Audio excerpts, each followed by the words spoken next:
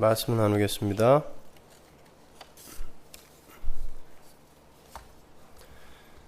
비유 21번째 일곱 귀신 이야기입니다. 마태복음 12장 38절에서 45절까지의 말씀을 함께 봉독하시죠. 그때에 서기관과 바리새인 중 몇 사람이 말하되 선생님이여 우리에게 표적 보여주시기를 원하나이다. 예수께서 대답하여 가라사대 악하고 음란한 세대가 표적을 구하나 선지자 요나의 표적밖에는 보일 표적이 없느니라. 요나가 밤낮 사흘을 큰 물고기 뱃속에 있었던 것 같이 인자도 밤낮 사흘을 땅속에 있으리라. 심판때에 니느웨 사람들이 일어나 이스라엘 사람을 정죄하리니 이는 그들이 요나의 전도를 듣고 회개하였음이오니와 요나보다 더 큰 이가 여기 있으며 심판때에 남방 여왕이 일어나 이 세대 사람을 정죄하리니 이는 그가 솔로몬의 지혜로운 말을 들으려고 땅 끝에서 왔음이오니와 솔로몬보다 더 큰 이가 여기 있느니라. 더러운 귀신이 사람에게서 나갔을 때에 물 없는 곳으로 다니며 쉬기를 구하되 얻지 못하고 이에 가로되 내가 나온 내 집으로 돌아가리라 하고 와보니 그 집이 비고 소재되고 수리되었거늘 이에 가서 저보다 더 악한 귀신 7을 데리고 들어가서 거하니 그 사람의 나중 형편이 전보다 더욱 심하게 되느니라. 이 악한 세대가 또한 이렇게 되리라. 아멘. 모든 인간은 선택으로 점철된 인생을 삽니다. 계속해서 선택을 하면서 산다는 뜻이에요. 그래서 인생은 선택이다 라는 명제는 일견 옳아 보이죠. 관계를 맺을 사람을 선택하고 또 사건을 선택하고 진로를 선택하고 사물을 선택하면서 보다 나은 미래를 꿈꾸며 사는 것이 보편적 인간의 일상이라고 할 수 있어요. 심지어 인간들은 자신들의 선택이 스스로에게 유리하게 결정지어지도록 종교 행위를 빙자해서 열심히 빌기도 하죠. 아니 거의 대부분의 종교인들이 그러한 자신의 그 선택의 용의를 위해서 자신의 종교와 신을 이용하고 있다 해도 과언이 아니에요. 이렇게 인간은 자신의 미래를 위해서 수많은 선택의 미로 속에서 좌충우돌하는 삶을 살고 있는 거예요. 그런데 잘 생각해 보면 선택이라는 건요, 질문이라는 것을 전제로 하는 개념이라는 걸 알 수 있죠. 어떤 대학을 갈 것인가, 어떤 사람을 선택할 것인가, 어떤 직장을 선택할 것인가 등등 선택의 전제는 항상 질문이에요. 그런데 그 질문에는 층위가 있습니다. 예를 들어서 어떤 회사를 선택할 것인가를 고민해 보지 않은 사람은 어떤 부서에서 일을 할 것인가에 대한 대답을 하기가 어려워요. 그리고 어떤 학교에 들어갈 것인가를 고민해 보지 않은 사람은 어떤 학과에 들어가서 무엇을 전공할 것인가에 대답을 하기가 어렵습니다. 그렇게 선택에도 그 선택을 유발하는 인생의 그 질문에도 층위와 서열이 있는 거예요. 그렇다면 그 선택이라는 것을 유발하는 인생의 질문 중에 가장 상위 질문이 뭘까요? 무엇을 우선 선택을 해야 돼요? 그래야 그 나머지들을 선택할 수 있잖아요. 뭡니까? 유명한 셰익스피어의 소설 햄릿에 나오는 사느냐 죽느냐 그것이 문제로다. 사느냐 죽느냐 거기에 대한 선택을 먼저 해야 돼요. 일단 죽음이냐 삶이냐를 선택을 해야 그 나머지 선택이 가능해질 수 있단 말입니다. 그렇게 살아있는 모든 인간은 삶을 선택한 사람들이에요.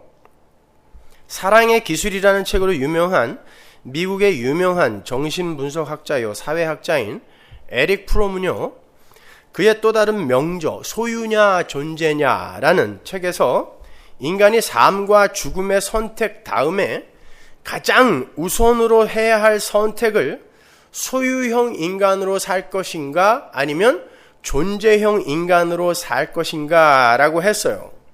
에릭 프롬은 우리가 몸담고 있는 사회는 전적으로 소유지향과 이윤 추구라는 것을 중심 가치로 삼아서 살아가고 있다고 정확한 진단을 내리죠. 모든 인간은 돈이나 명예, 권력 등에 대해서 무한한 탐욕을 갖고 있어요. 무한한 탐욕. 한 꺼풀 두 꺼풀 껍질을 열심히 벗겨가도 결국에는 알맹이를 만날 수 없는 그 양파의 모습처럼, 양파의 알맹이가 뭔지 아세요, 여러분? 그 껍질이 알맹이란 말이죠. 그것처럼 인간의 욕망은 무한대예요. 알맹이를 찾겠다고 자꾸 껍질을 벗겨가는데 알맹이를 결국은 못 찾아요. 모두가 더 많은 물질적 수단과 더 많은 경제적 가치를 추구하기는 하는데 만족은 얻지 못한 채 그 추구의 결말을 맞이하게 된단 말입니다. 근데 무서운 건요, 인간들의 그 소유에 대한 추구와 집착의 대상이 점점 확대가 되어서 정신과 지식과 사람과 신앙의 영역으로까지 침범을 한다는 거예요. 그래서 대부분의 사람들이 그 추구 대상의 그 본질과 무관하게 그 추구 대상을 얼마나 많이 소유하였느냐의 여부로 승패와 성패를 판단하는 삶을 살아요. 예를 들어드리면 학교 강의 시간에 배운 것들을 달달 외워서 그냥 암기하는 것을 공부로 생각하는 학생들, 한국 학교가 특히 이래요. 그 학생들은 소유 양식에 젖은 사람이에요. 그걸 암기해서 소유화하기 전에 공부는 왜 해야 되는 것이며 지금 내가 배우고 있는 것은 어떤 의미가 있는 것인가에 대한 사유가 먼저 있어야 함에도 불구하고 소유형 인간들의 그 소유 양식에 젖은 사람들은 그저 자기 것으로 만들어 소유하는 것에 급급할 뿐이에요. 그래서 요즘 대법원의 그 판사들이나 검사들의 대부분이 강남 8학군 출신들이래요. 그래서 이 사람들이요, 가난하게 살아보질 않아서 어려운 사람들의 처지를 전혀 이해를 못하는 거예요. 법전을 딸딸 외우기는 했는데 그 법이 왜 만들어졌는지 그 법의 본질에 대해서 고민을 해보지 않았다는 것이죠. 그러니까 엉뚱한 판결들이 나오는 거죠. 뿐만 아니라 독서를 할 때에도 책의 결말과 주요 사상만을 수동적으로 받아들이면서 그 줄거리에 끌려다니는 사람 있죠. 역시 소유 양식에 젖어 있는 사람이에요. 독서라는 건 모름지기 그 책을 쓴 저자의 마음을 읽어내야 하는 것임에도 불구하고 그 책이 주는 정보만을 소유하겠다는 태도는 이기적인 소유지향적 사회에 보기 싫은 단면이에요. 그래서 책을 많이 읽고 영화를 많이 본 사람 중에서도 대화를 하면 대화가 안 통하는 사람이 있어요. 몇 편을 봐도 그 본질을 본 사람이 있는가 하면 수없이 많은 것을 소유하기는 했는데 그 본질을 파악하지 못하고 그냥 소유만 해 놓았기 때문에 그 소유가 전혀 아주 무용한 것으로 가지고 있는 사람들이 있단 말입니다. 많이 아는 게 중요한 게 아니라 깊이 아는 게 중요한 거예요. 그렇다면 소유형 인간들이 추구하는 소유지향적 삶의 반대편에 있는 삶은 무엇일까요, 여러분? 에릭 프롬은 그것을 존재지향적 삶이라 그래요. 존재지향적 삶이란 소유에 의해 끌려다니는 삶, 즉 내가 가지고 있는 그것 때문에 행복해하고 불행해하는 삶을 사는 게 아니라 소유의 있고 없음이나 외적 환경 변화에 흔들리지 않는 나 자신을 구축하는 거예요. 법정이 에릭 프롬을 정확하게 카피한 것입니다.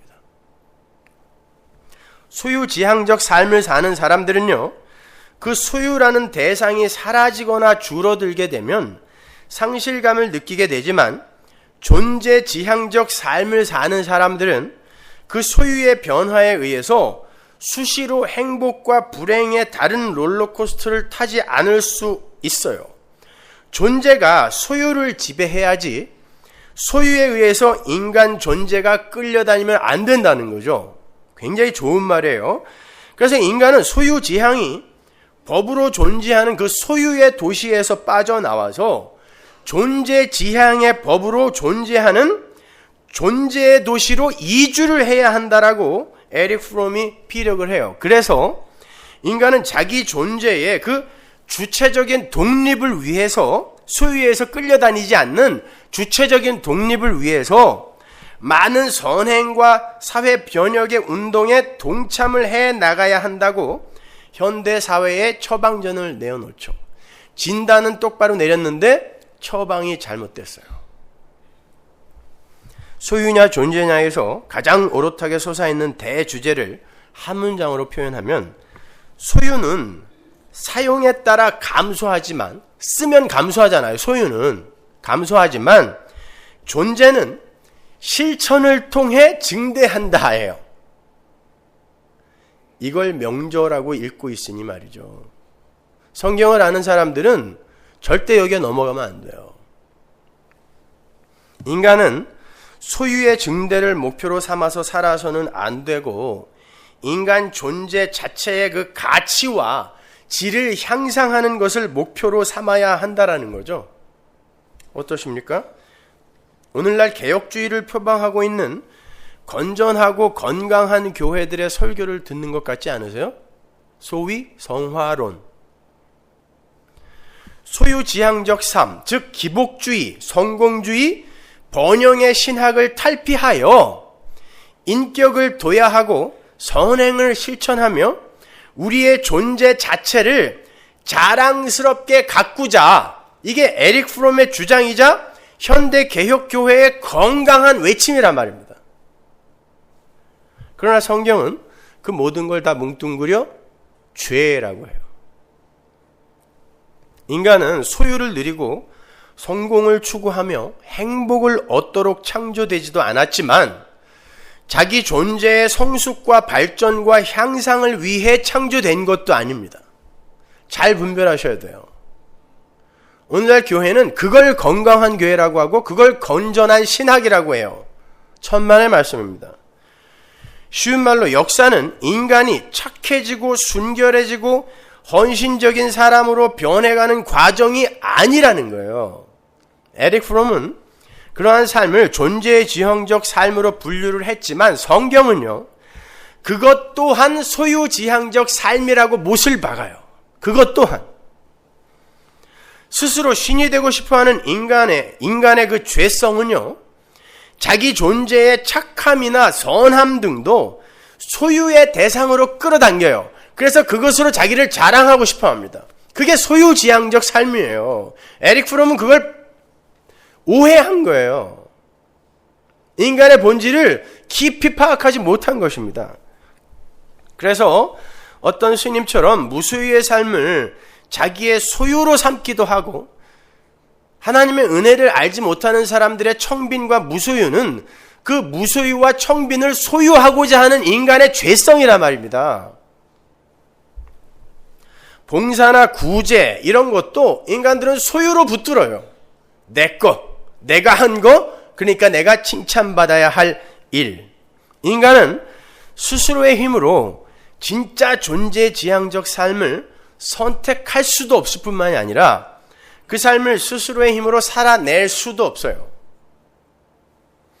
여러분, 인간들이 선택을 하면서 살고 있다고 생각하십니까? 천만의 말씀입니다. 성경은 그러한 인간의 행위에는 별 관심이 없어요. 인간들의 행위, 사건화된 인간들의 행위에는 별 관심이 없어요. 성경이 관심을 갖는 건 그러한 행위를 하는 그를 움직이는 게 무엇인가를 아는 거예요. 그래서 나쁜 일 한 놈도 천국 가고 착한 일 많이 한 이가 지옥 가는 일이 성경에 그려져 있는 거예요. 고린도전서 13장 3절 보세요. 내가 내게 있는 모든 것으로 구제하고 또 내 몸을 불사르게 내어줄지라도 사랑이 없으면 내게 아무 유익이 없느니라. 이게 nothing이란 뜻이거든요. 없다란 뜻이에요. 헛거다. 내 모든 걸 다 털어서 구제를 하는 행위. 요만큼도 안 남기고 내 모든 걸 전부 털어서 남을 돕는 행위란 뜻이에요. 그리고 남을 위해 내 몸을 불사르도록 분신이죠, 이거.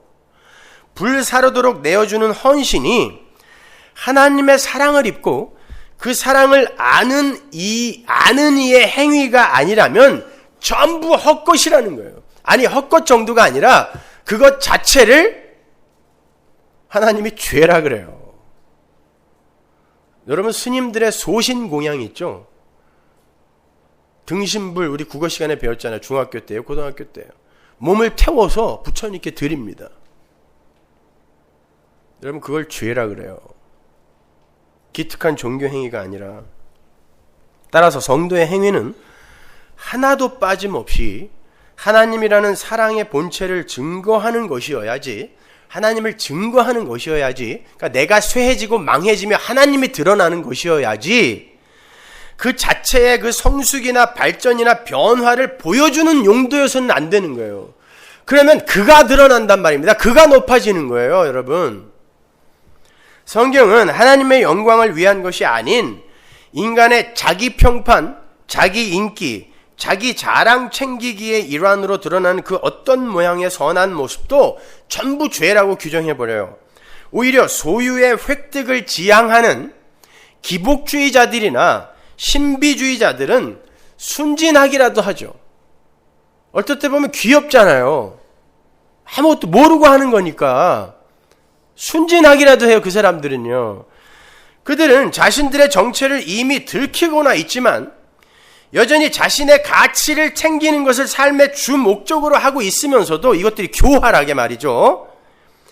그것을 소유나 힘과 같은 눈에 보이는 게 아닌 착함의 추구나 희생과 섬김의 삶, 무소유와 청빈 등으로 위장을 하고 있는 사람들은 더 무서운 사람들인 거란 말이에요. 하나님은 그걸 아신단 말입니다. 바울은 바로 그러한 사람들이 공중 권세 잡은 자인 귀신의 종으로 사는 자들이라 라고 말을 해요. 에베소서 2장 2절 보세요. 그때 너희가 그 가운데서 행하여 이 세상 풍속을 쫓고 공중의 권세 잡은 자를 따랐으니, 공중의 권세 잡은 자가 마귀입니다. 귀신이에요. 곧 지금 불순종의 아들들 가운데서 역사하는 영이라. 전에는 우리도 다 그 가운데서 우리의 육체의 욕심을 따라 지내며 육체와 마음에 원하는 것을 하여 다른 이들과 같이 본질상 진노의 자녀였더니, 육체의 욕심을 따라 육체와 마음에 원하는 것을 하는 자들이 다 귀신 들린 자들이라는 거예요. 그게 착한 일이어도 귀신 들린 자의 삶이라는 거예요. 하나님은 그들의 행위에 진노하신다라고 이야기한단 말입니다. 사람들이 하나님이 무엇을 좋아하실 것인가 조차도 자신들의 선악 구조로 지들끼리 합의하여 지키고 있는 거란 말이에요. 그걸 죄라고 해요. 오늘 본문의 7 귀신 이야기가 바로 그 이야기예요. 어떤 사람 속에 귀신이 살고 있었습니다. 귀신이라는 건 실제로 존재하는 마귀의 실체를 이야기하기도 하지만 우리 속에 여전히 존재하는 자아숭배의 삶, 나를 주인으로 하여 사는 삶, 그 자아숭배의 삶인 그 마귀적 속성 전체를 귀신, 마귀, 사탄이라고 한단 말이에요. 실존하는 존재이기도 하지만 그런 총합적인 개념을 마귀, 귀신이라고도 해요. 어리석은 사람들이 귀신 들림이라는 걸 입에 거품이나 물고 비정상적인 행동을 하는 것 정도로 생각하죠. 헛것이나 보고 헛소리나 듣고 하는 거, 목소리가 막 애기 목소리로 나오고 이러는 거, 그건 그냥 질병이라 그러는 거예요.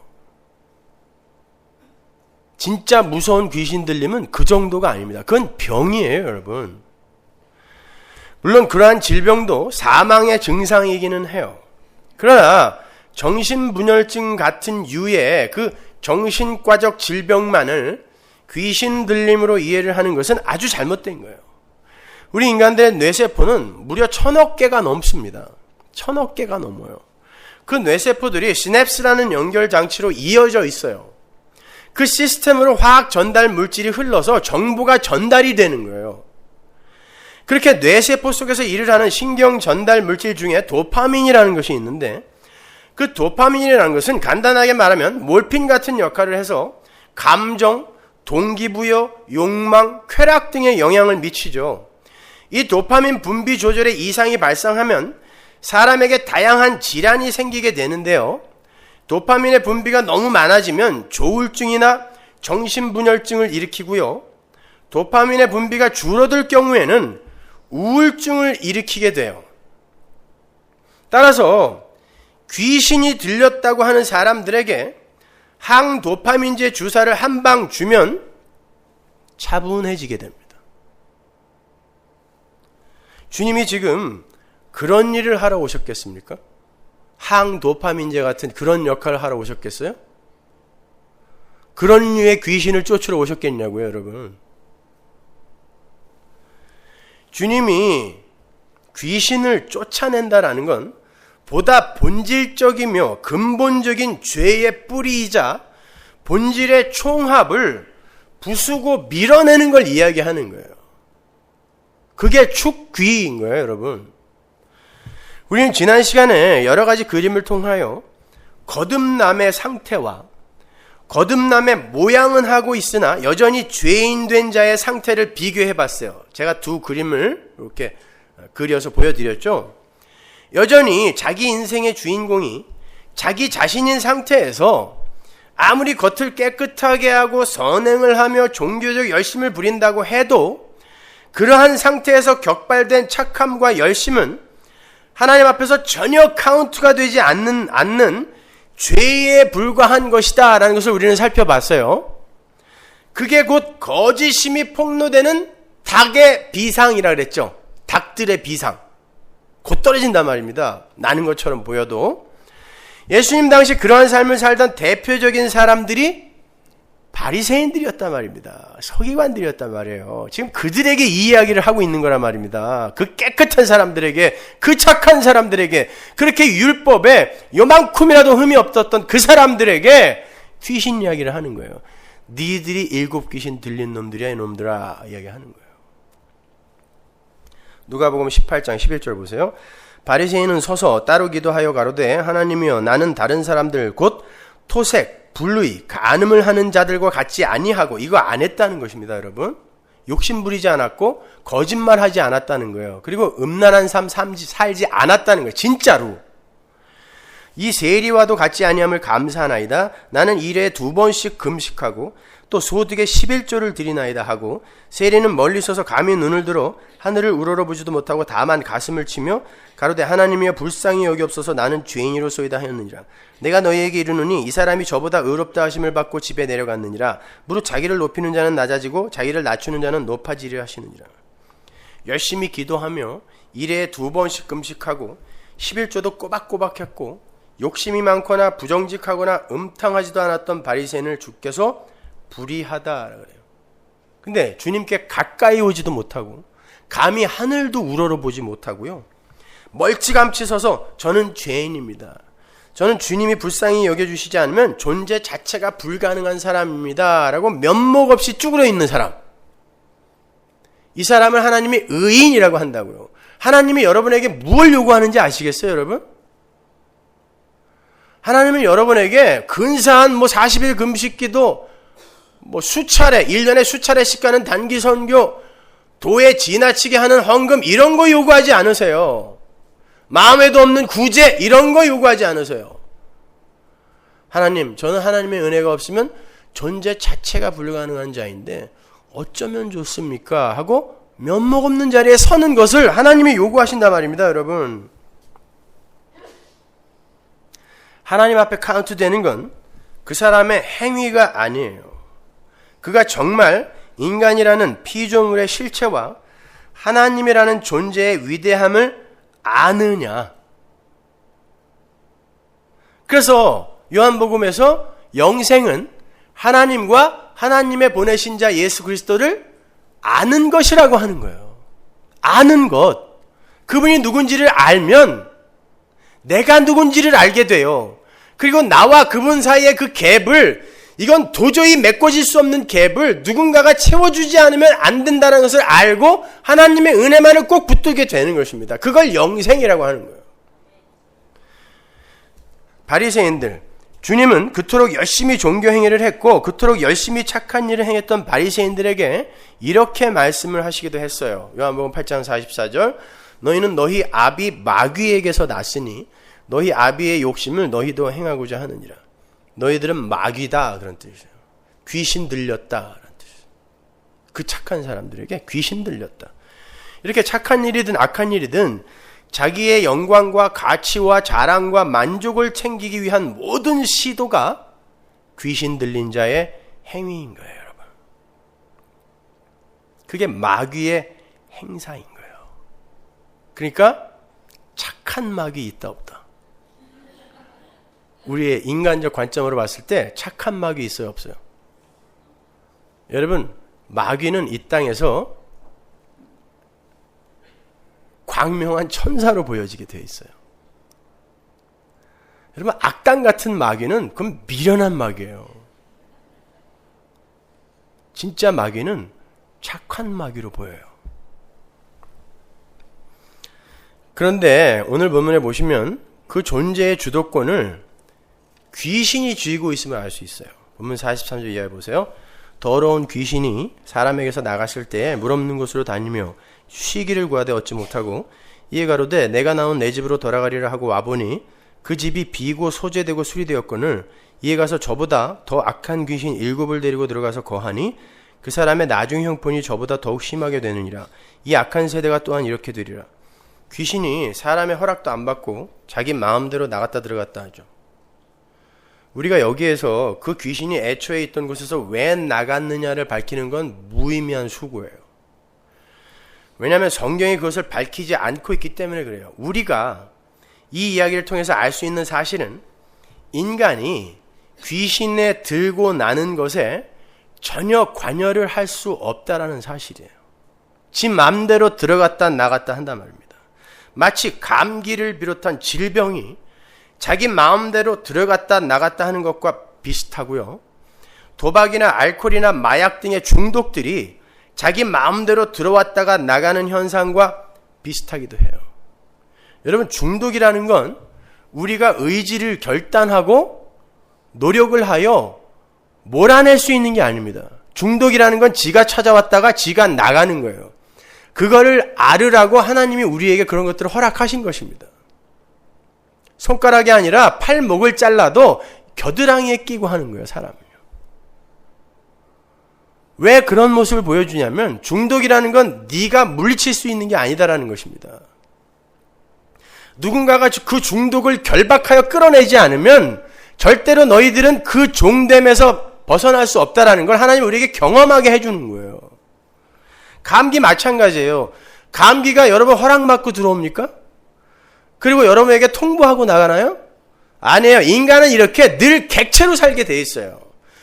어떤 상황, 어떤 사건 속에서도 인간은 주체로 행사를 할 수가 없어요. 그렇게 무력한 존재의 인간은요. 오늘 본문 바로 위에 나오는 예수님의 말씀 한번 보세요. 마태복음 12장 27절. 또 내가 바알세불을 힘입어 귀신을 쫓아내면 너희 아들들은 누구를 힘입어 쫓아내느냐? 그러므로 저희가 너희 재판관이 되리라. 그러나 내가 하나님의 성령을 힘입어 귀신을 쫓아내는 것이면 하나님의 나라가 이미 너희에게 임하였느니라. 사람이 먼저 강한 자를 결박하지 않고야 어떻게 그 강한 자의 집에 들어가 그 세간을 늑탈하겠느냐? 결박한 후에야 그 집을 늑탈하리라. 보시다시피 구원받기 전에 인간은요, 마귀의 세간일 뿐이에요.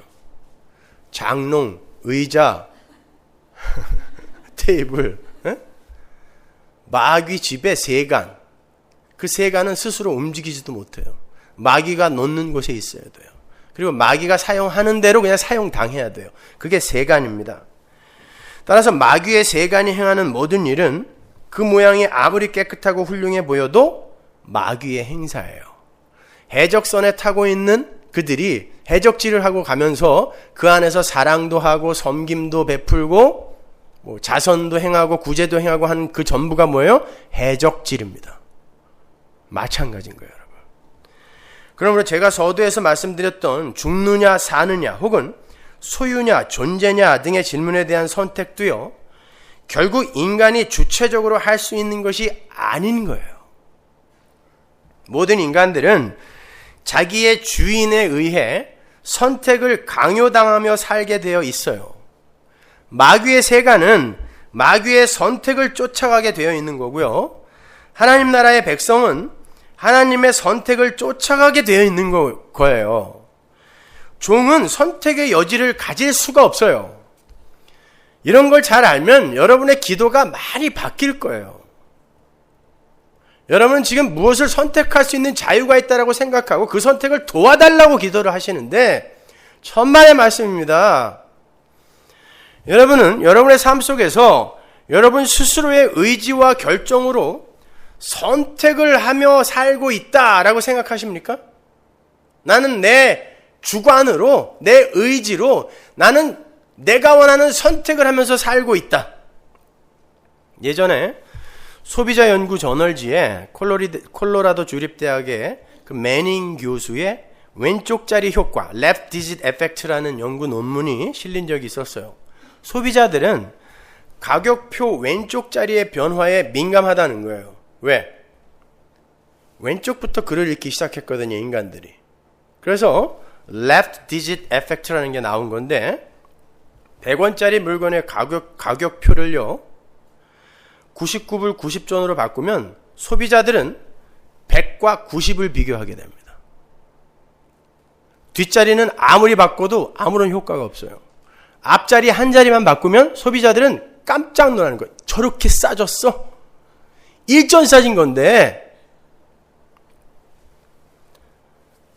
실제로 학생들에게요 2불짜리 볼펜과 4불짜리 볼펜을 제시해 놓고 4불짜리 볼펜만 3불 99전으로 가격표를 바꿨더니 44%가 2불짜리를 놔두고 3불 99전짜리를 사더라는 것이죠.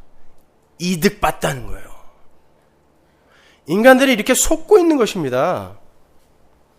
여러분, 백화점의 상품 진열, 거울의 배치, 화장실의 배치. 왜 어떤 데는 화장실을 그렇게 찾기가 힘든가?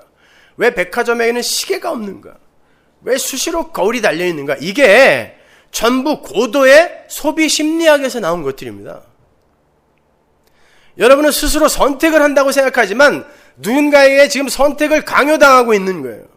라스베가스에 가면 왜 모든 객실 입구가 빠진코를 통과하게 되어 있을까요? 선택하라는 것입니다. 그래서 하기 싫은 사람도 한 기계, 두 기계 지나가다 보면 에라 한번 넣고 가자 이렇게 되는 거예요.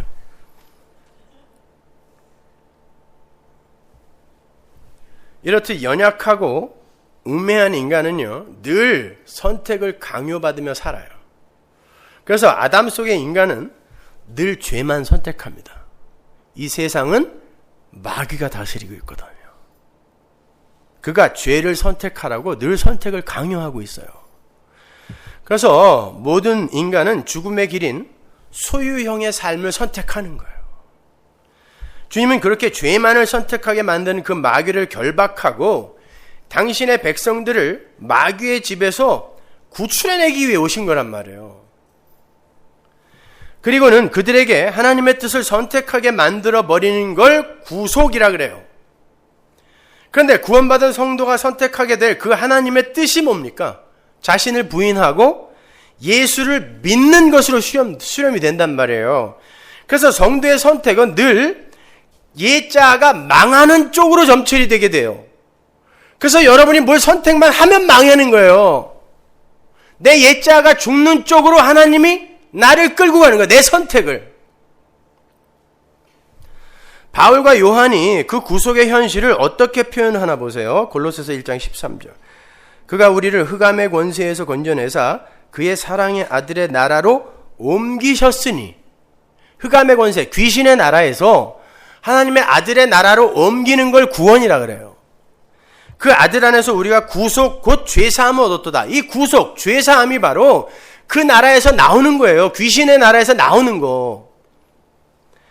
요한일서 3장 8절. 죄를 짓는 자는 마귀에게 속하나니 마귀는 처음부터 범죄함이니라. 하나님의 아들이 나타나신 것은 마귀의 일을 멸하려 하심이니라. 그러니까 하나님의 복음이 여러분에게 던져지는 건 왜예요? 왜? 귀신 쫓아내려고. 그 귀신 나라에서 건지려고. 이게 귀신 쫓아내는 거란 말입니다. 귀신 쫓아내려고. 예수님의 십자가 구속 사역은 마귀의 일을 멸하는 일, 마귀의 세간을 늑탈해내는 일이라는 거예요. 그러니까 아담 안에서 태어나는 이 세상 모든 인간들은 전부 귀신 들려 귀신의 세간으로 태어나는 거고요. 그들 중 창세전에 하나님의 택하심을 받은 하나님 백성들만이 예수 그리스도의 능력을 힘입어 그 마귀의 도시에서 구출받게 되는 거예요. 그게 역사이며 구속사인 거예요. 로마서 6장 16절 보세요. 너희 자신을 종으로 들여 누구에게 순종하든지 그 순종함을 받는 자의 종이 되는 줄을 너희가 알지 못하느냐? 혹은 죄의 종으로 사망에 이르고 혹은 순종의 종으로 의에 이르느니라. 이렇게 모든 인간은 처음부터 죄에 순종하는 죄의 종으로, 마귀의 세간으로 귀신 들려서 태어나요. 그러나 그러한 귀신 들린 자의 삶으로 하나님의 은혜가 침노에 들어와서 그 귀신을 잡아 결박을 하고 귀신의 세력, 그 죄의 세력에서 구출을 해내서 의의 종으로, 순종의 종으로 만들어내 버리는 거예요. 순종의 종으로 만들어내는 거예요. 니들이 하고 싶은 대로 살아라가 아니라 내 뜻에 순종해라 라는 순종의 종으로 만들어낸단 말입니다. 그 어디에도 인간 측에서의 공로나 공헌을 찾아볼 수 없어요. 모든 게 하나님의 은혜입니다. 그렇게 하나님의 은혜에 의해서 침공을 당한 신자의 삶 속에서는 치열한 전쟁이 일어나요. 자기 자신의 신됨, 그러니까 자기 자신의 인기와 평판과 자랑과 만족을 위해 살기 원하는 그 마귀적 속성이 하나님의 은혜의 철장에 의해서 무참하게 짓밟히게 되는 거예요. 그래서 성도라는 이들의 삶은 이 땅에서 자기의 영광이나 인기나 스스로의 만족까지도 챙겨 살 수 없는 삶이 되고야 말아요. 그래서 힘들어요. 그걸 고난이라고 하는 거예요.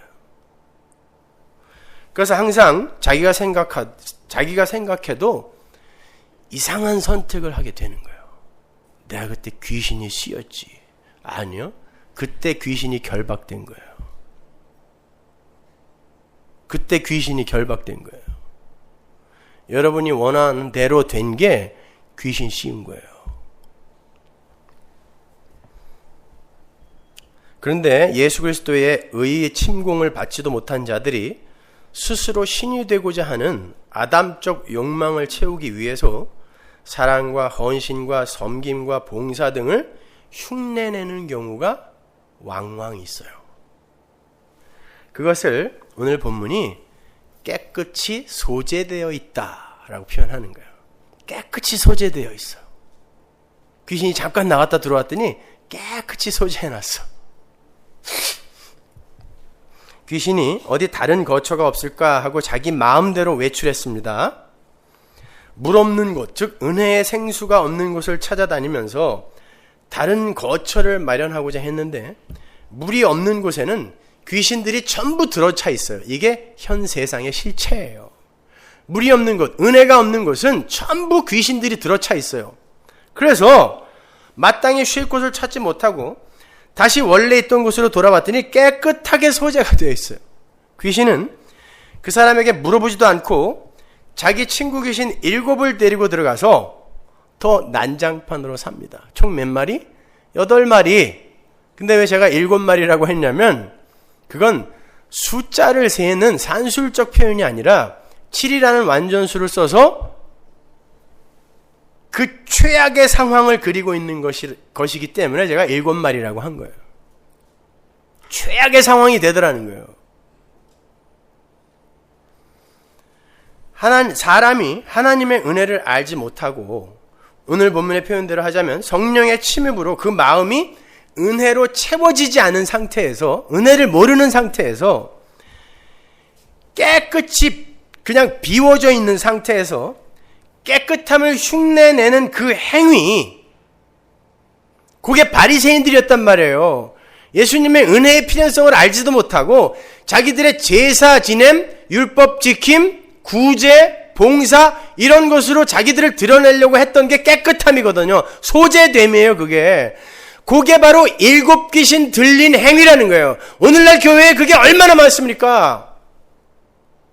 7 귀신 들린 인간들이 얼마나 많아요. 착한 7 귀신.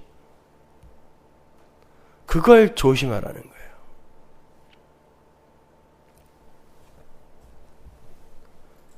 예를 들어서 불교나 동양 철학 등의 참선 같은 걸 한번 생각해 보세요. 참선이라는 건요, 번뇌의 원천이 되는 마음을 아예 드러내버리는 거거든요. 그래서 그걸 무아라고 해요. 번뇌의 원천이 되는 마음을 드러내는 거예요. 완전히 비우는 거죠. 거기에서 무소유의 삶이 나오고 청빈이 나오고 청결한 삶이 나온다는 거예요. 은혜를 알지 못하고 그러한 것을 시도하는 것이 일곱 귀신 들린 행위예요. 성경이 말하는 비움은 그런 게 아닙니다. 성경이 성도에게 요구하는 비움은 성령으로 채워짐까지를 말하는 거예요. 은혜로 채워짐까지를 이야기하는 거예요. 그게 채워지면서 비워져 가야지. 이게 채워지지 않았는데 스스로 깨끗하게 소재하는 걸 일곱 귀신 들렸다고 하는 거란 말입니다, 여러분. 그래서 여러분은 먼저 복음을 배워야 되는 거예요. 복음을 알아야 되는 거란 말입니다. 그런데 유대주의는 바로 그런 승려들의 비움과 같은 류의 비움으로 자신들을 자랑하고 있었던 거예요. 제가 왜 법정의 무소유를 가짜 무소유라고 했는지 아시겠습니까?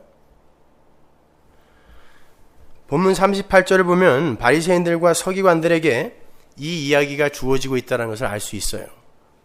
바리새인들과 서기관들은 성경 박사들입니다. 성경 연구가들이니까. 그리고 그 착한 행위, 종교 행위에 있어서는 타의 추종을 불허하는 사람들이었어요. 거짓말 안 하겠다고 입을 스스로 꼬맸던 사람들이니까. 주님은 그들에게 너희 아비는 마귀다. 니들은 마귀의 세간이야. 그 말은 넌 마귀야. 이 귀신아. 그러는 거예요. 귀신아. 주님은 그러한 거짓 비움과 거짓 깨끗함으로 다른 이들과의 비교 상대적 우월감을 누리는 그 교활한 행위를 뭐라고 그래요? 그 위에서 성령 회방이라 그러잖아요. 그걸 성령 회방이라고 하는 거예요. 목사 말 안 듣는 게 성령 회방이 아니라.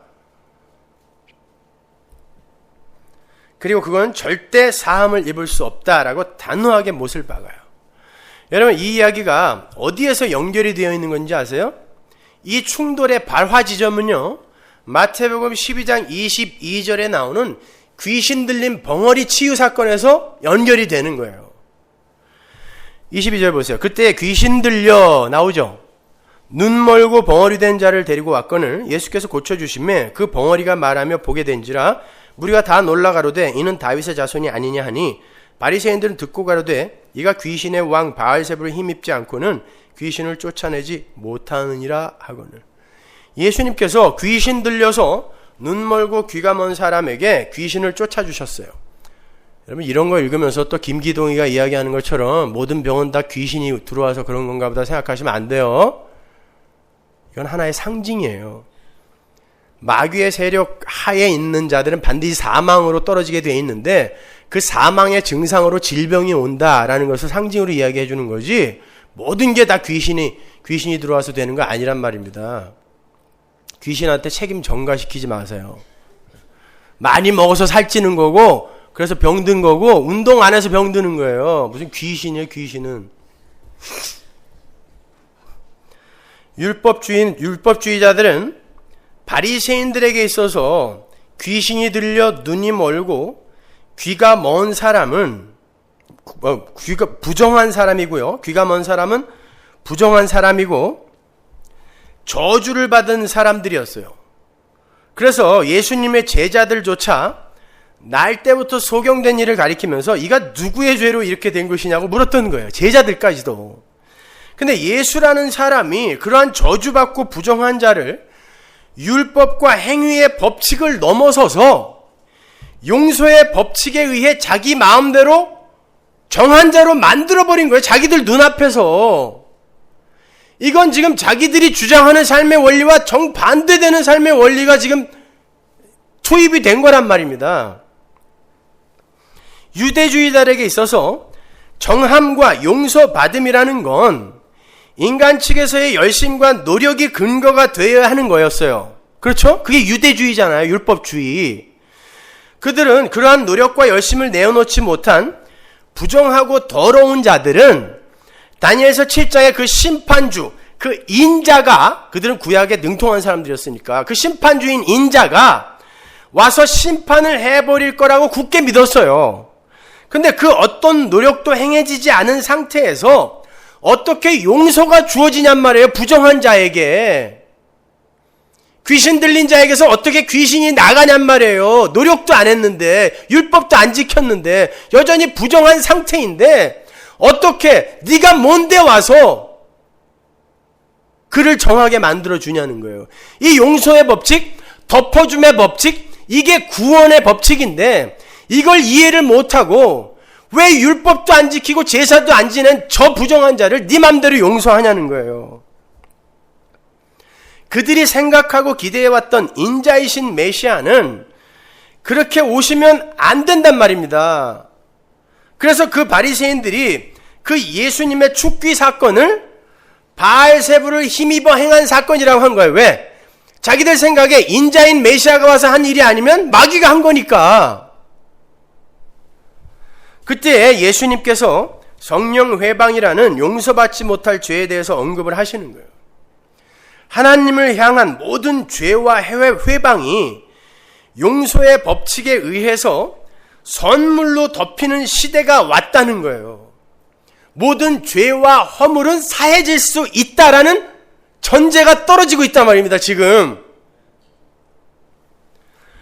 그 증거로 아무것도 행하지도 요구하지도 않은 귀신 들린 자에게서 귀신이 쫓겨나가는 그림을 지금 보여준 거예요. 보라고. 이게 표적이라고. 이게 내 십자가 죽음에 의해 귀신은 이렇게 아무 너희들의 행함을 근거하지 않고 나가게 될 것이다라는 걸 그림으로 보여준 거예요.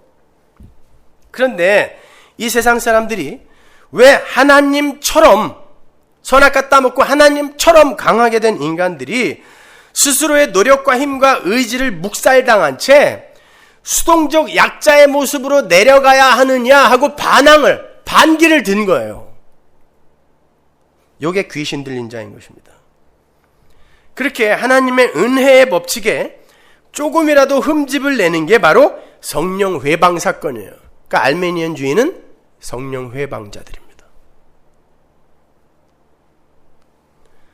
근데 주님은 인자를 거역하는 건 사함을 받을 수 있다 그러죠. 그건 주님이 이사야서 53장의 예언대로 연약한 자로 감추어진 자로 이 땅에 오셨기 때문에 인간인 인자, 예수를 못 알아보는 건 괜찮아요. 어차피 감추어져 오셨거든요. 그러나 성령이 오셔서 이분이 바로 이렇게 연약하고 감추어진 모습으로 온 이분이 바로 메시아이며 이분의 십자가 죽음이 실패가 아니라 바로 승리다라는 걸 성령이 와서 가르쳐주는 시대가 온단 말이에요. 은혜의 시대. 그때에도 은혜가 무슨 말이냐, 우리가 열심히 노력해서 착해져야지 라고 하는 자들은 성령을 못 받은 거기 때문에 성령 회방죄가 되는 거고 그들은 용서 못 받는다는 뜻이에요. 그러니까 은혜의 법칙, 덮어줌의 법칙, 이걸 정말 절절한 눈물과 함께 이해 못한 사람은 아직 성령 받은 사람 아닙니다. 착한 마귀예요. 고린도전서 15장 45절 보세요. 기록된 바 첫사람 아담은 산령이 되었다 함과 같이 마지막 아담은 살려주는 영이 되었나니. 예수 그리스도의 영, 성령이 살려주는 영이래요. 여기서 여러분은 살려주는 이라는 단어를 주의 깊게 보셔야 돼요. 살려준다는 말은 인본주의에 빠져있는 사람들에게 있어서 대단히 기분 나쁜 말이에요. 여러분 길 가고 있는데 누가 와서 내가 당신 살려줄까요? 그럼 뭐라 그러시겠어요? 난 살아있는데 무슨 소리 하는 거냐? 네가 왜 날 살려줘? 이게 살아있다라고 착각하는 인간들이에요. 그래서 굉장히 기분 나빠해요. 살려준다라는 말은요. 그런데 성경은 주님을 가리켜 살려주는 영이라 그래요. 그 말은 성령이 아니면 절대 자력으로 살아날 자가 없다란 뜻이에요. 그래서 살려주는 영이에요. 그래서 예수님께서 귀신을 쫓아내시고는 내가 성령을 힘입어 귀신을 쫓아냈다라고 말씀하신 거예요. 귀신은 성령에 의해서만 쫓겨나갈 수 있다라는 거예요. 성령에 의해서만. 우리의 노력으로 절대 안 된다는 뜻입니다. 성령에 의해서만.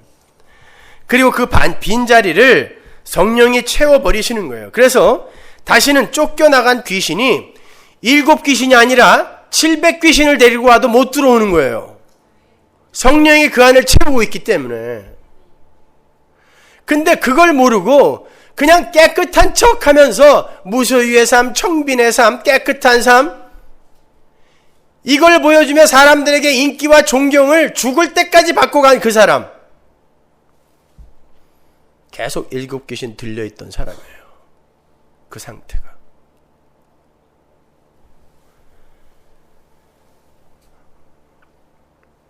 이제 성령이 임한 자의 삶은 절대로 착한 척, 훌륭한 척, 깨끗한 척, 열심인 척 하면서 다른 이들의 존경과 인기와 평판을 챙길 수 없는 삶으로 끌려가게 돼요.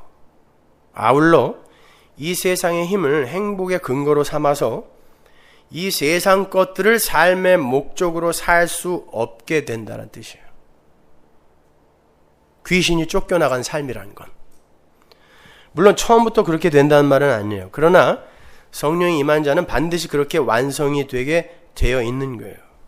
그래서 성도의 삶이, 귀신이 나간 성도의 삶이 세상적 관점으로 볼 때 고달프다라고 하는 거예요. 주님은 그걸 하나님 나라가 임한 자의 삶이라고 하는 거예요. 내가 성령으로 귀신을 쫓아내는 거면 너희들의 삶에 이미 하나님 나라가 임했다라는 말이 그 말인 거예요. 하나님 나라와 사탄의 나라를 확 구별시켜버리는 거예요, 여러분. 존경받는 바리새인들의 삶이 사탄의 나라였다라고 확정 지어버리는 거예요, 거기에서. 그렇다면 메시아로 위장한 가짜는 어떤 모습으로 다가오겠습니까? 이 세상 모든 이들이 반기는 모습으로. 여러분, 마귀하면 어떤 생각이 나세요? 구미호 이런 거, 그죠? 그건 텔레비 너무 많이 봐서 그런 거고, 여러분은 마귀를 너무 좋아합니다. 마귀도 IQ가 있지. 여러분, 머리에 뿔 달고 이렇게 찾아올 것 같으세요? 여러분이 가장 좋아하는 모습으로 와요. 그리고 가장 존경받을 만한 모습으로 옵니다. 고린도후서 11장 14절 보세요. 이것이 이상한 일이 아니라 사단도 자기를 광명의 천사로 가장하니 그러므로 사단의 일꾼들도 자기를 의의 일꾼으로 가장하는 것이 또한 큰일이 아니라 흔히 있는 일이다라는 뜻이에요. 그건 뭐 큰일이라고 생각해. 늘 있는 일이야. 사단도 광명의 천사로 니들이 좋아하는 모습으로 오는데 사단의 하수인들은 어떻게 했느냐? 니들이 아주 존경할 만한 모습으로 온다라는 뜻이에요. 흔히 있는 일이니까 당황하지 마라 그러는 거예요. 그러나 저희의 결국은 그 행위대로 되리라. 인간은 날 때부터 마귀의 종으로 오기 때문에 생내적으로요, 마귀의 뜻을 좋아하게 되어 있어요. 날 때부터 죄인이기 때문에. 그리고 그 마귀를 우호적으로 접대하게 돼요. 그래서 번영의 신학이니 뭐니 하면서 이 세상 사람들이 좋아하는 것들의 획득을 돕겠다고 하는 조엘 오스틴 같은 사람들이 인기를 끄는 거예요. 광명한 천사니까. 그런데 더욱더 무서운 건 마귀가 양의 탈을 쓰고도 온다는 거예요. 마태복음 7장 15절 보세요. 거짓 선지자들을 삼가라. 양의 옷을 입고 너희에게 나오나 속에는 누락질하는 일이라. 그의 열매로 그들을 알지니 가시나무에서 포도를 또는 엉겅쿠에서 무화과를 따겠느냐. 이와 같이 좋은 나무마다 아름다운 열매를 맺고 못된 나무가 나쁜 열매를 맺나니. 이런 구절을 읽으실 때 여러분 참 조심하셔야 돼요. 잘 들어보세요. 이거 읽어드리니까 또 속으로 거봐, 좋은 열매를 맺어야 좋은 나무지, 이러고 있죠, 또 속으로. 나 아주 속 터져가지고. 자, 마귀가 순결하고 연약하고 착하고 여린 모습, 양의 탈을 쓴 모습으로 와서 그러한 것들로도 인간의 만족과 영광을 챙기게 독려한다는 뜻이에요. 양의 탈을 입고 와서 양처럼 살아. 그게 정말 사람들에게 존경받는 일이란다. 양처럼 살아. 그리고 나를 봐, 양처럼 살고 있잖아 하고 온다는 뜻이에요. 그래서 우리 주님께서 알곡과 가라지를 추수 때까지 놔두라 그런 거야. 너희들은 판별 못한다고. 우리는 여전히 선악구조를 갖고 있기 때문에 우리는 판단 못해요. 그래서 놔두라는 거예요. 추수는 내가 한다는 것입니다. 그러나 그렇게 착하고 순결하고 열심 있는 종교 행위를 내어놓는 사람들도 그게 좋은 열매인 것 같잖아요. 사람들도 하나님의 은혜에 의해 선택된 사람이 아니면 지옥을 면치 못한다는 거예요. 그게 마태복음 7장에 주여 주여 하고 소리를 지르면서 항변한 마귀의 자식들이죠. 주님은 그들에게 너희들이 아무리 좋은 열매 비슷한 가짜 열매를 내어놓는다 할지라도 나는 안 속는다라고 말씀하시는 거예요. 그게 좋은 나무가 좋은 열매를 맺고 나쁜 나무는 나쁜 열매를 맺을 뿐이다 라는 어구 속에 들어있는 진의인 거예요. 니들이 지금 좋은 열매인 것처럼 남들은 세상이 다 속을 만큼 그렇게 열매들을 내어놓고 있는데 니들이 원래 나쁜 나무인데 어떻게 좋은 열매가 맺겠니? 사람들은 다 속지만 나는 안 속아. 예, 이 뜻이요. 착한 일 많이 해라가 아니라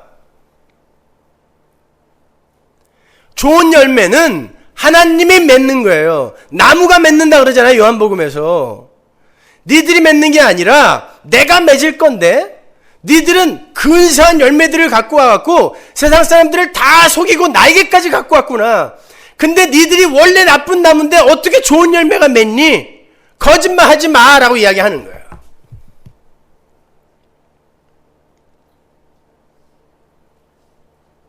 완전히 거꾸로 읽고 있는 거죠, 성경을. 그래서 문맥이 중요한 거예요, 여러분. 그래서 오늘 본문 바로 위에서도 똑같이 나무와 실과의 이야기가 등장하는 거예요. 바리새인들아, 이 나쁜 나무들아, 제발 착한 척 좀 하지 말아라. 니들이 7 귀신 들린 자들인데 뭘 좋은 열매를 갖고 왔다고 자꾸 이렇게 내미는 거야. 이 나쁜 나무들아. 어떠세요? 일관성이 있죠?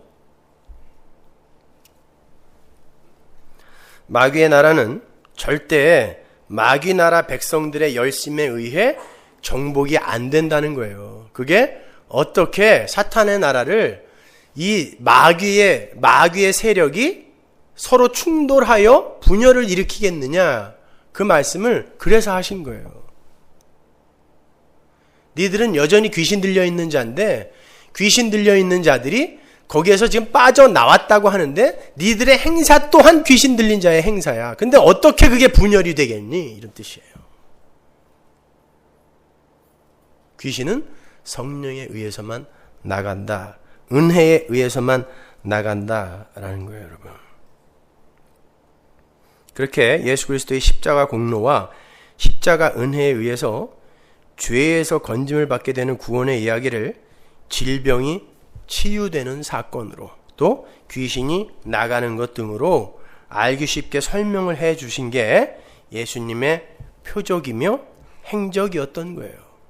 그래서 당연히 예수를 알아보는 자들은 귀신 들린 자에게서 귀신이 나가 벙어리가 말을 하고 귀머거리가 듣게 되는 사건을 보면 예수의 은혜, 그 은혜에 의해 쫓겨간 사망, 이걸 알아먹어야 되는데 하나도 못 알아보더라는 것입니다. 그래서 바리새인들이 인간의 공로와 열심을 배제한 예수님의 그 은혜 사역을 가리켜서 마귀의 행사라고 비난한 거예요. 네가 마귀다 그러는 거예요. 네가 마귀다. 그래서 착한 성도들은요, 제가 이런 설교하면 저보고 마귀 새끼라 그래요. 이단이라고. 어쩌면 성경과 그렇게 똑같은지 몰라. 응? 아주 무서워요.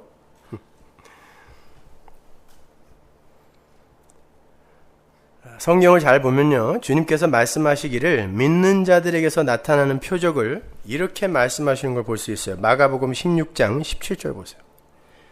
믿는 자들에게는 이런 표적이 따르리니 곧 저희가 내 이름으로 귀신을 쫓아내며 새 방언을 말하며 뱀을 집으며 무슨 독을 마실지라도 해를 받지 아니하며 병든 사람에게 손을 얹은즉 나으리라 하시더라. 보세요. 예수를 믿는 자들은 예수의 이름으로 귀신을 쫓아낸다 그러죠. 이 이야기가 그 이야기예요. 예수 믿는 사람들은 전부 귀신 쫓아낼 수 있다 이런 말 아닙니다. 전부 뭐 뱀 집어도 뭐 상하지 않고 독을 먹어도 뭐 죽지 않고 이거 아니에요. 한번 해볼까요? 청산가리 한 잔씩 돌려 오늘? 네? 살모사 한 번씩 그냥 만져볼까요?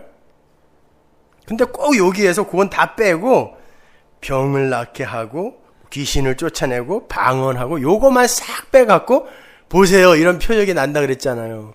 그럼 청산가리 한번 마시고 와서 얘기하세요. 예? 딴 건 왜 얘기 안 하냐고요. 이 말은 예수 그리스도의 십자가 복음에 의해서 세상 권세 잡은 자들의 종으로 있던 사람들이, 귀신 들려 있던 사람들이 하나님 아들의 나라로 옮겨오는 역사가 일어난다는 뜻이에요. 우리의 복음 전함의 행위에 의해서. 그게 귀신이 나가는 거예요. 지금까지 귀신이 나가는 게 뭔지 배우셨잖아요. 그죠? 그리고 새 방언이라는 것도 알아들을 수 없는 그런 말을 가리키는 게 아니라 이 세상 사람들은 전혀 알아들을 수 없는 하늘의 비밀인 하나님의 말씀이 올바로 이해되어지고 내 입을 통하여 전달되어진다는 뜻이에요. 근데 세상은 못 알아들어. 그게 새 방언이에요.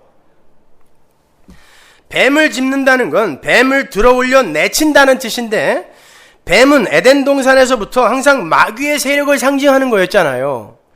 예수를 믿는 자들의 말씀 선포에 의해 뱀의 세력이 물러간다는 뜻입니다. 귀신이 쫓겨나간다는 말과 똑같은 말인 거예요. 독을 마실지라도 해를 받지 않는다는 말은 이 세상에 그 어떤 맹독이라 할지라도, 세상이 그 어떤 방법으로 공격해 온다 할지라도, 내 자식이 죽고 사업이 망하고 질병이 나에게 온다 할지라도 내 영원한 생명은 건드릴 수가 없다가 독을 마실지라도 그를 해할 수 없다는 뜻인 거예요. 병든 사람에게 손을 얹은 즉 낫게 된다라는 것도 역시 사망의 대표적인 증상인 질병이 복음에 의해 정복이 될 것임을 보여주는 거예요. 병이 낫는다는 뜻이 아니라 사망이 정복될 거라는 뜻이에요. 그까지 병 안 나면 어때요? 병이 난다고 꼭 신앙이 좋아져요? 천만의 말씀. 김계호 원장 그 기도원에서 암 4개가 한꺼번에 난 사람이 있어요. 낳자마자 바람 피웠던 여자 찾아갔다니까요. 그걸 하나님이 하셨겠냐고요. 무슨 신앙에 도움이 됩니까? 병 난 게. 근데 병 나면은 그게 무슨 영성 깊은 건 줄 알아요. 바보들이 말이죠. 그래서 성경은 질병의 치유를 귀신이 나감이라고도 이야기하는 거예요. 사도행전 10장 38절 보세요. 하나님이 나사렛 예수에게 성령과 능력을 기름 붓듯 하셨음에 저가 두루다니며 착한 일을 행하시고, 토부죠. 하나님의 창조의 일을 행하셨고 마귀에게 눌린 모든 자를 고치셨으니, 보세요. 병을 마귀에게 눌린 상태라고 이야기한단 말입니다. 복음에 의해 마귀에게 눌린 이 상태가 해결된다가 병이 낫는다는 뜻이란 말이에요. 그걸 성경이 완성되기 전에 기적으로 잠시 보여줬던 거예요. 초대교회 때 한시적으로. 이제 성경이 완성됐는데 그게 왜 우리에게 필요해요? 믿음이 이제 직접 오는데.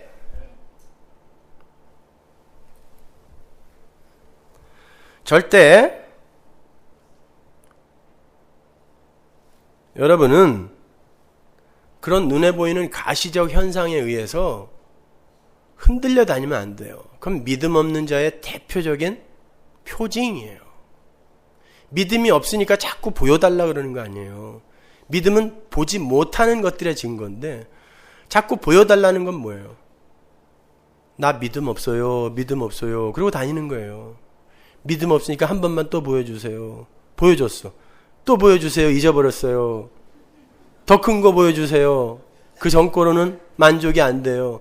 그래서 점점 큰 걸 봐야 돼요. 그러니까 성경은 이 세상의 힘의 원리와 인본주의 속에서 벗어나서 십자가의 원리 속으로 들어가게 되는 걸 구원이라 그러고, 그걸 귀신이 나가는 것이라고 그래요. 절대 어줍지 않은 착한 일 몇 개 해놓고 혹은 남이 존경할 만한 삶을 살아내어서 자신의 만족이나 인기나 평판을 챙기는 그런 게 아니란 말입니다. 오히려 더 낮아지고 비워지고 부인되어서 연한 순처럼, 겨자씨처럼, 누룩처럼 감추어지고 쇠하여져서 하나님의 영광을 드러내고 하나님의 흥함을 증거하는 자로 살게 되는 거예요. 그래서 오늘 본문에서 예수님께 표적을 보여달라는 바리새인들에게 내가 너희에게 보여줄 표적은 요나의 표적밖에 없다라는 말씀을 하신 거예요. 요나의 표적이 뭡니까? 너희의 열심과 노력과 상관없이 내가 십자가를 지고 죽어서 사흘 밤낮을 스올에 갇혀 있어야만 너희의 죄가, 너희를 누르고 있는 마귀가 물러날 수 있다. 그 방법밖에 없다가 요나의 표적이에요. 너희들에게는 그 어떤 기적을 보여줘도 봐, 지금 내가 귀신 쫓아냈는데 너희들 오해하고 나보고 바알세불이라 그러잖아. 무슨 표적을 보여주니? 거기다가 내가 너희에게 보여줄 표적은 이제 하나밖에 없어. 뭐예요? 내가 죽는 길밖에 없어요. 하나님의 아들인 예수가 죽어서 이 왼수들, 뱀 같은 왼수들이 살아나는 그 기적보다 큰 기적이 어디 있습니까? 근데 그걸 안다는 사람들이 무슨 기적을 그렇게 보여달라 그러세요? 은리빨이 금리빨로 바뀌는 게 뭐 그렇게 대단한 기적입니까? 금가루가 쏟아지는 게 뭐 그렇게 대단히 신기해요? 그 새끼들이 마귀 새끼들인 거예요. 제발, 아니 성경 여태까지 우리 배운 게 그거잖아요. 근데 왜 여기서 설교 듣고 금요일날 그런 데 찾아가냐고요? 서머나교회 교인이. 은사 집회, 성령 집회가 웬 말입니까? 거기 가서 뭐 하시겠다는 거예요 도대체? 눈에 보이는 거 몇 개 또 보고 싶다는 거 아닙니까? 이게 믿음 없는 사람들인 거예요. 귀가 막혀 있으면서 듣는 척하고 앉아 있는 거예요, 여기요.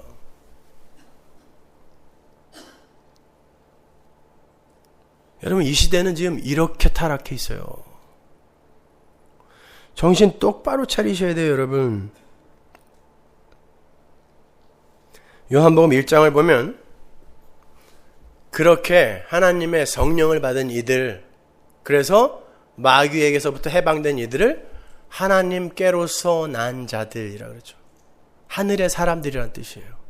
하나님에 의해 태어난 하늘의 사람들, 하나님의 아들들. 구약에서 하나님의 아들들, 하늘의 존재들, 누가 나오죠? 천사들 나오잖아요. 그럼 여러분이 지금 그런 하늘의 존재들이 됐다는 뜻인데, 그럼 한번 보자고요. 하늘의 존재들이, 천사들이 이 땅에 내려와서 부동산 투기했다는 소리 들어보셨어요? 그들은 여러분을 수종들 그런 존재들이에요. 근데도 그 하늘의 존재들이 이 땅에 천사들이 잠깐 내려와서 무슨 일을 행했는지 한번 잘 생각해 보세요. 뭘 하다 갔나요? 하나님의 메신저로서만 살다 그냥 가는 거예요. 천사들이 자기의 인기, 명예 이런 거 챙기기 위해 남을 경쟁자로 원수로 취급했던 적이 있습니까? 천사들이 자기 자식 새끼 좋은 대학 못 들어갔다고 목매달아 죽는 거 보셨어요? 근데 왜 하나님께로서 난 하늘의 존재들이 왜 우리를 수종든다고 하는 그 천사들보다도 못하게 사냐고요. 그래서 성경이 반복하여 너희들은 땅의 것 보지 말고 위의 것을 찾으라. 반복하여 외치는 거예요. 위의 것을 찾아라. 그렇게 하나님 나라의 백성, 하나님 나라의 존재들, 하나님의 메신저로서만 존재해야 하는 하나님의 백성들, 그들의 삶을 천사들이 잠깐 보여줬기 때문에 그 천사들에게 날개가 있다라는 표현을 쓰는 거예요. 영이 날개가 어디 있어요? 꼭 그림 그려놓으면 그냥 날개를 이따만한 걸 그려놔갖고 징그럽게 말이죠. 닭털 같은 거 덕지덕지 그려놓고. 하나님의 메신저로서 그 뜻을 신속히 전달한다는 뜻에서 상징적으로 날개라는 표현을 쓰는 거예요. 우리가 그런 삶을 살도록 되어 있단 말입니다, 지금. 그러면 그분이 이끄는 대로 내 삶 속에서 하나님만 드러나면 돼요. 그게 메신저예요. 날개 달린 천사. 근데 전부 그 날개 말고 닭날개 달고 막 날리려고 그러니 푸덕거리고 있으니까 날 수가 없는 거야.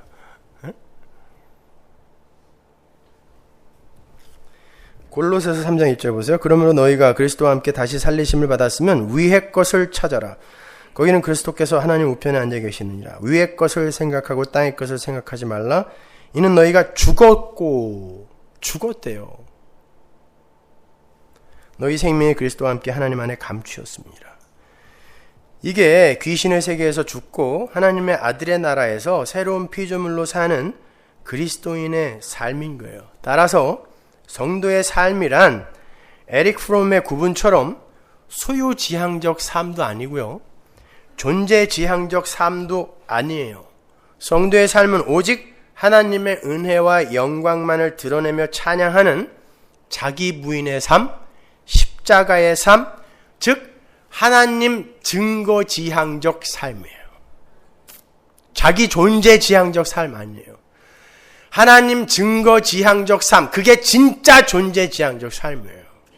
나머진 전부 소유지향적 삶입니다.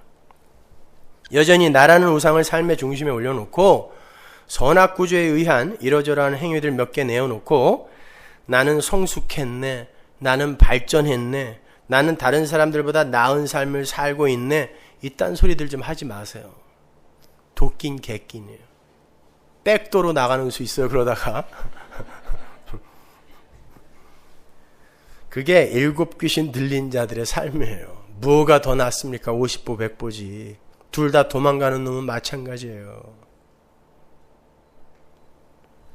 더 낮아지시고 더 내려가세요. 그리고 더 벗으십시오. 그리고 더 털리셔야 돼요. 바보가 되란 뜻입니다. 여러분, 발달장애아나 정신지체아들이 암 걸렸다는 소리 들어보셨어요?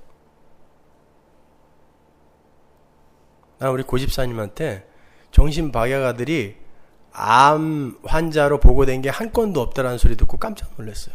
아, 그거구나. 이 시대는 너무 똑똑해서 고통을 받고 있는 거구나. 너무 똑똑해서. 옛날에 우리 동네에 이 연탄찌개 날리는 친구 이름이 성수였거든요. 그때는 늘 조금 모자라는 사람들이 이렇게 연탄찌개를 날렸어요. 그죠? 근데 저는 걔가 한 번도 찡그리는 걸 못 봤어요. 늘 웃으면서 뭘 이렇게 중얼거리면서 다니는데 늘 행복해. 밥 주면 먹고 날러 그럼 날러. 자 그럼 자. 세상은 그를 바보라고 하지만 하나님은 바로 그러한 바보들을 원하시는 거예요. 내 말만 들어! 그러면 행복할 거야. 그 자리로 내려가는 거예요. 우리 모두 바보가 됩시다.